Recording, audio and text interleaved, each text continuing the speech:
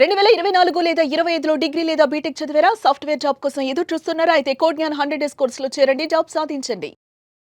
ఉంటూ ఉంటాయి కదా. సో మనకున్నటువంటి ఎటువంటి సందేహాన్నైనా నివృత్తి చేయడం కోసం ప్రస్తుతం మనతో ఉన్నారు సీనియర్ హైకోర్టు న్యాయవాది నాగరఘు గారు. నమస్కారం సార్. నమస్తే అమ్మా. సార్ 498A గురించి మీరు ఎక్స్ప్లెయిన్ చేస్తున్నారు కదా. సో మనం క్రితం వీడియోలో చెప్పుకున్నారు అసలు 498A అంటే ఏంటి అనేది. సో అదేవిధంగా ఒక విమెన్ ప్రూఫ్ చూపించాలి అనేసి అంటుంది కదా కోర్టు.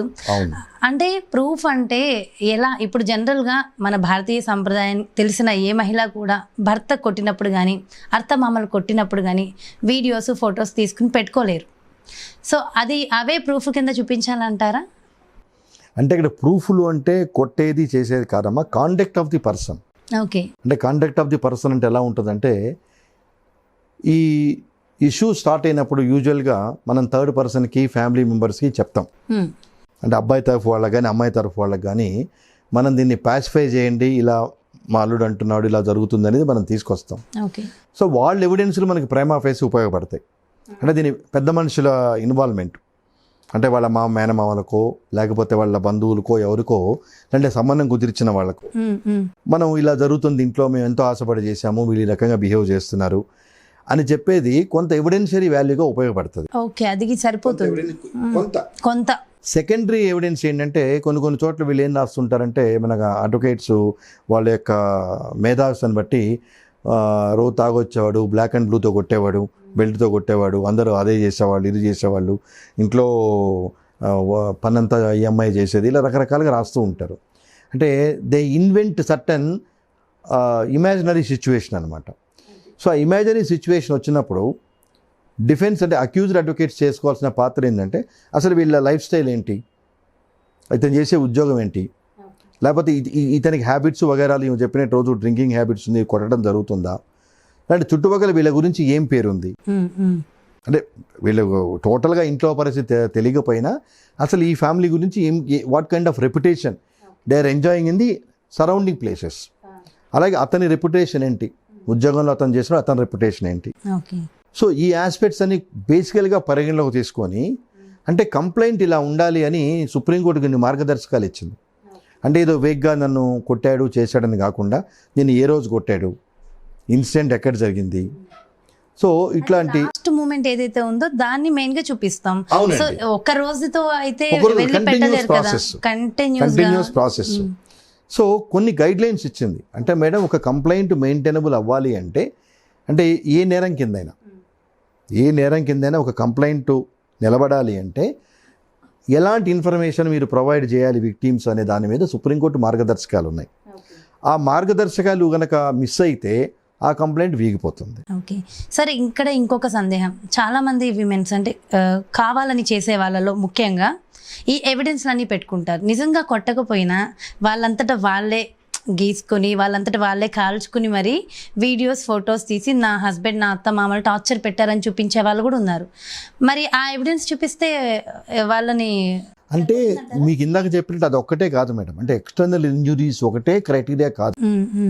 ఇప్పుడు అడుగుతున్న డిమాండ్స్కి, వీళ్ళ లైఫ్ స్టైల్కి సో మెనీ ఫ్యాక్టర్స్.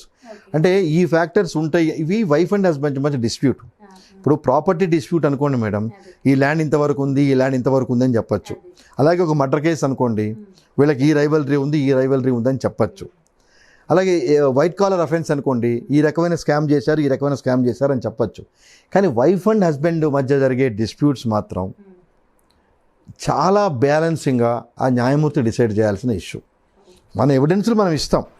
ఇప్పుడు నన్ను సపోర్ట్ చేయడానికి నా అడ్వకేట్ నన్ను ఎలా గెలిపించాలో అతను ప్రయత్నం చేస్తాడు, అలాగే హస్బెండ్ అడ్వకేట్ అతని ప్రయత్నం అతను చేస్తాడు. అల్టిమేట్గా on gathering of the information judge has to decide. Okay. So burden ఏంటంటే ప్రాసిక్యూషన్ మీద ఉంటుంది. ప్రాసిక్యూషన్స్ అమ్మాయి మీద. ప్రాసిక్యూషన్ అనే మాట ఎందుకు యూజ్ చేశానంటే, అమ్మాయి పోలీస్ కంప్లైంట్ ఇస్తుంది. ఇక్కడ దీనిలో రెండు ఉన్నాయి మేడం. పోలీస్ కంప్లైంట్ డైరెక్ట్గా ఇస్తే పోలీసులు ఇన్వెస్టిగేషన్ చేసి ఛార్జ్ షీట్ ఫైల్ చేస్తారు, అది ఒక పద్ధతి. అలా కాకుండా 200 CRPC కింద డైరెక్ట్గా ఎంఐ కోర్టులో ఫైల్ చేయొచ్చు.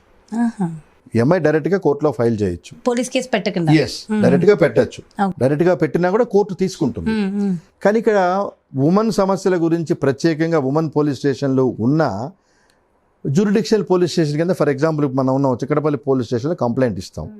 కానీ ఉమెన్ ఇష్యూస్ని సార్ట్అవుట్ చేయడానికి ఎస్పెషల్లీ ఉమెన్ పోలీస్ స్టేషన్లు ఉన్నాయి.